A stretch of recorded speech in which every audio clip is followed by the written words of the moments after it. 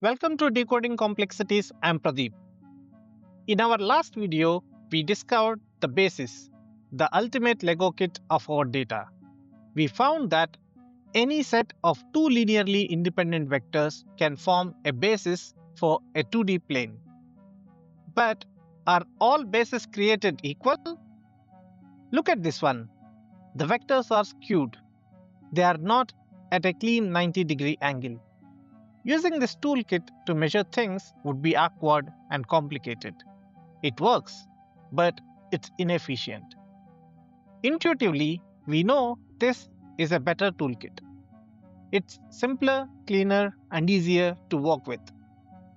So, how do we mathematically define what makes this basis so special?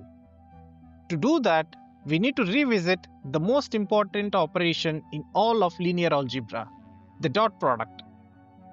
Now, we have already done a full deep dive on the dot product in a previous video, which I will link right here in the description. But for this video, we only need to remember its single most intuitive purpose. The dot product tells you how much two vectors are pointing in the same direction. If two vectors are aligned, their dot product is positive. If they are opposed, it's negative. But the most important case for us today is this one. When two vectors are perfectly perpendicular, they have zero alignment. Their dot product is exactly zero.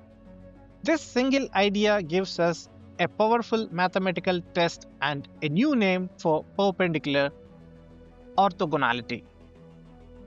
Two vectors are orthogonal if their dot product is zero. It's that simple. It's the formal test for a 90-degree angle. Our standard basis vectors are orthogonal. This is a huge improvement over a skewed basis. It's a clean, predictable toolkit. But we can make it even better. Look at these two vectors. These are orthogonal. Their dot product is 0. But their lengths are different. One is 2 units long and the other is 5. Our measuring sticks are inconsistent. We need a standard unit of measurement. This leads to the final upgrade. First, we need the idea of a unit vector, a vector whose length or norm is exactly 1. To turn any vector into a unit vector, we simply divide it by its own length. This is called normalization. Now, we can define the gold standard. A set of vectors is orthonormal if it meets two conditions. 1. All vectors in the set are orthogonal to each other. And second, all vectors in the set are normal. That is, they are all unit vectors.